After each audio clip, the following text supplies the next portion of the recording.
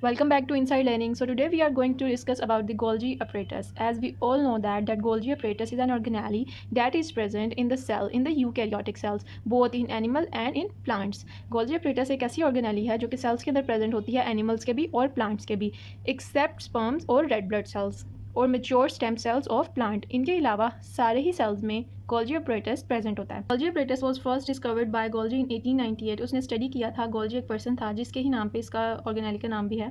ये जो पर्सन था इसने आउल के नर्वस सिस्टम के अंदर सबसे पहले गोल्जी बॉडी को डिस्कवर किया था, also known as Golgi complex और गोल्जी बॉडी। फाउंड इन, जैसे कि मैंने पहले ही बताया, found in all the eukaryotic cells, plants and animals. Generically ये सब में प्रेजेंट है। अब हम अगर थोड़ी सी स्ट्रक्चर की बात कर लें तो गोल्जी बॉडी का जो स्ट्रक्चर होता है ये मेड अप ऑफ होता है या डिपेंड कर रहा होता है या ये कंपोज किससे होके मिलके किससे बना होता है। ये मिलके बना होता है सिस्टर्नी से। सिस्टर्नी बेसिकली कितनी अमाउंट में प्रेजेंट होते हैं। सिस्टर्नी एक ऐसा स्ट्रक्चर है जो कि मिलके ही बनाता है गोल्जी की पूरी body. Golgi body comprises of 5 to 8 cup shaped series of compartments known as cisternae. Basically each cell के अंदर 5 से लेकर 8 तक सिस्टर्नी प्रेजेंट होते हैं जो कि हमारे पास गोल्जी कॉम्प्लेक्स बनाते हैं। अब सिस्टर्नी होता क्या है जो कि पूरी गोल्जी बॉडी को बना रहा है। Cisternae is a flattened disc shape stack pouch that make Golgi apparatus.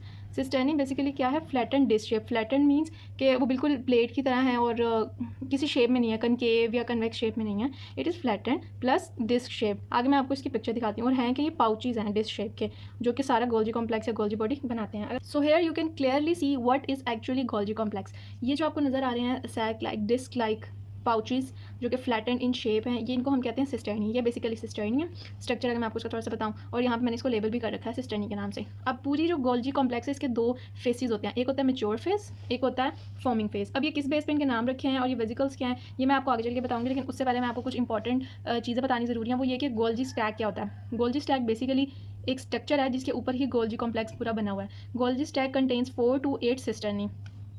आपको पता है कि गोल्जी कॉम्प्लेक्स जो है ये सिस्टर्नी से मिलकर बना है। अब सिस्टर्नी किसके ऊपर प्रेजेंट होता है, वो गोल्जी स्टैक। स्टैक हम किसी भी ऐसी चीज़ को कहते हैं जिसके ऊपर हम दूसरी चीज़ को चिपका दें, रख दें या उसके ऊपर वो डिपेंडेंट हो स्पेस वाइज जगह के हवाले से। तो गोल्जी स्टैक बेसिकली वो स्ट्रक्चर जिसके ऊपर सिस्टर्नी प्रेजेंट है और वहाँ पर सिस्टर्नी ने प्रेजेंट होकर ही गोल्जी कॉम्प्लेक्स बनाया। उसके बाद Golgi complex found near the nucleus. ये सबसे इसकी फंक्शंस में ये चीज़ हेल्पफुल है कि जो गोल्जी कॉम्प्लेक्स है ना ये न्यूक्लियस और एंडोप्लाज्मिक रेटिकुलम के नियर पाया जाता है। उसके बाद कनेक्शंस। कनेक्शंस क्या होते हैं, 10 to 20 Golgi stacks found in per animal cell connected by the tubular connection. अब एनिमल सेल में वो बता रहा है कि 10 to 20 गोल्जी स्टैक्स, और वो किससे कनेक्टेड होते हैं, ट्यूबुलर कनेक्शन से। ऑब्वियसली जब ये गोल्जी स्टैक्स एक दूसरे के साथ कनेक्टेड होंगे तो उनके कनेक्शन से ही ऊपर एक स्पेस बिल्टअप होगी और उसके ऊपर हमारा सिस्टर्नी बनेगा। सिस्टर्नी बनेगा और वो भी आपस में कनेक्टेड होगा, फिर ही जाके पूरी कॉम्प्लेक्स बॉडी बनेगी गोल्जी की। अब मैं आपको नीचे इसका फंक्शंस को रीड करने से पहले इसकी डायग्राम से आपको थोड़ा सा फंक्शन समझाना चाह रही हूँ, क्योंकि हम ऑलरेडी इसकी डेफिनेशन भी देख चुके हैं, इसका स्ट्रक्चर भी देख चुके हैं। अब हम फंक्शन की बात करने वाले हैं और वो फंक्शन बता के ही मैं आपको ये वेजिकल्स के बारे में बताने वाली हूँ।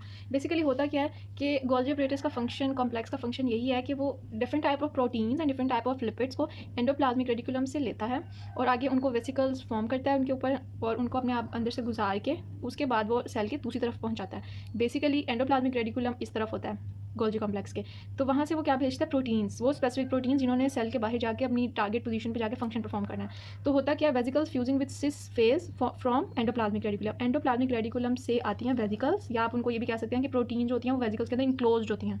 ठीक है, बेसिकली वो वेजिकल्स हैं क्या, उन्होंने कवरिंग एक बनाई है, वेजिकल ने एक पाउच बनाया हुआ है अराउंड द प्रोटीन्स। तो वो प्रोटीन्स आती हैं यहाँ पे फ्यूज होती हैं, उसके बाद वो पूरे गोल्जी कॉम्प्लेक्स में से गुजरती हैं और फिर जो मेच्योरिंग फेस है ना उस जगह से डिस्चार्ज हो जाती हैं। ये यहाँ पे आप देख सकते हैं कि डिस्चार्ज वेजिकल। अब ये वेजिकल जो है ये बेसिकली प्रोटीन या लिपिड है जिसको बाउंड किया हुआ है एक सैक लाइक स्ट्रक्चर के अंदर। इस तरफ से वेजिकल्स आती हैं गोल्जी कॉम्प्लेक्स की और दूसरी तरफ से निकल जाती हैं after fusing with Golgi apparatus. उसके बाद जब दूसरे से निकल जाती हैं, अब ये या तो आउट ऑफ द सेल चली जाएंगी या अगर सेल के अंदर कोई फंक्शन तो परफॉर्म करेंगी। Mostly they work outside the cell और यहाँ से फिर ये साइटोप्लाज्म में मूव कर जाएगा और साइटोप्लाज्म में मूव करके ये ब्लड स्ट्रीम में जाके जहाँ पे भी इसका मेन इस प्रोटीन का जो भी ये प्रोटीन है इसका फंक्शन है वो जाके वहाँ परफॉर्म करेगी। तो ये एक सिंपल सा स्ट्रक्चर है हमारे पास गोल्जी कॉम्प्लेक्स का, जिसके अंदर जो मेन स्ट्रक्चर है वो किस चीज़ से मिलकर बना होता है, वो मिलकर बना होता है हमारे पास सिस्टर्नी से। और बाकी सारा वेजिकल जिसका फंक्शन है और भी दो फंक्शन है वो हम आगे जाके इसके डिस्कस करते हैं। So what are the function of Golgi complexes, packaging and secretion of protein. ये हमें ऑलरेडी पता चल गया कि ये प्रोटीन्स की पैकेजिंग भी करता है और दूसरी साइड से मेच्योरिंग फेस वाली साइड से इसकी सिक्रीशन करता है इनटू द सेल और out of the cell. Receives protein from endoplasmic reticulum. Endoplasmic reticulum जाहिर है ये प्रोटीन्स जो है वो एंडोप्लाज्मिक रेटिकुलम से रिसीव करता है, अपने अंदर फ्यूज करता है, फिर उन्हें वेसिकल्स में इनक्लोज करके आगे डिस्चार्ज करता है। It packages into membrane bound vesicles then transported to various destination such as lysosomes and plasma. ये इसकी एग्जाम्पल्स हैं। Also a site for synthesis of various glycolipids etcetera. अब ये जो पॉइंट है ना, ये एक एडिशनल फंक्शन है of Golgi complex. Basically Golgi complex क्या करता है, ये एक साइट भी है किस चीज़ के लिए, synthesis of glycolipids. Glyco means carbohydrates, lipids मतलब ये कार्बोहाइड्रेट्स और लिपिड्स के जो कॉम्प्लेक्सेस होते हैं, बहुत ज़्यादा तरह के वेरियस टाइप्स के जो कार्बोहाइड्रेट्स और लिपिड्स के कॉम्प्लेक्सेस हैं, उनको भी फॉर्म करता है, जो अल्टीमेटली बॉडी की फंक्शनिंग में इन्वॉल्व है।